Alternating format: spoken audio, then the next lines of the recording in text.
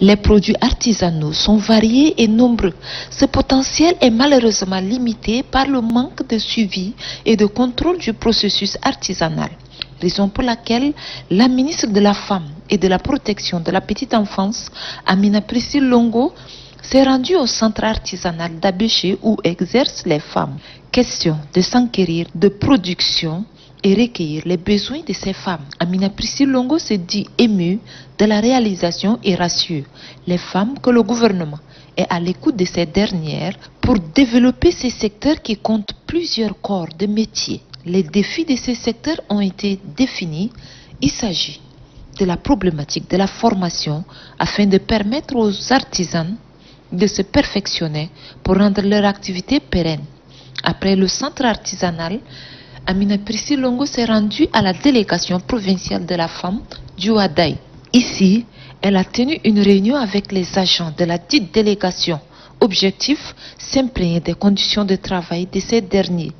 La déléguée provinciale de la femme a égrené un chapelet de doléances, le manque cruel du personnel, le manque de moyens roulants pour le suivi des activités et des matériels informatiques.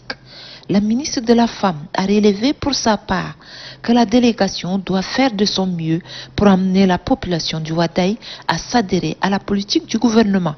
Aussi, elle a exhorté les agents de continuer avec la sensibilisation, mais surtout de travailler en synergie.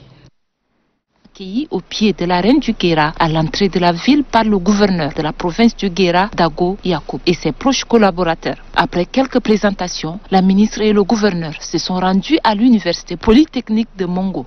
Ici, Amina Priscille Longo a échangé sur les pratiques néfastes des mutilations génitales féminines et les conséquences d'envoyer les enfants tôt en mariage avec les autorités administratives, militaires, les leaders religieux traditionnels, ainsi que la société civile, les associations des femmes et les organisations des jeunes. Pour le gouverneur de la province du Guéra, malgré les efforts du gouvernement, l'excision continue d'être pratiquée dans sa province de manière clandestine.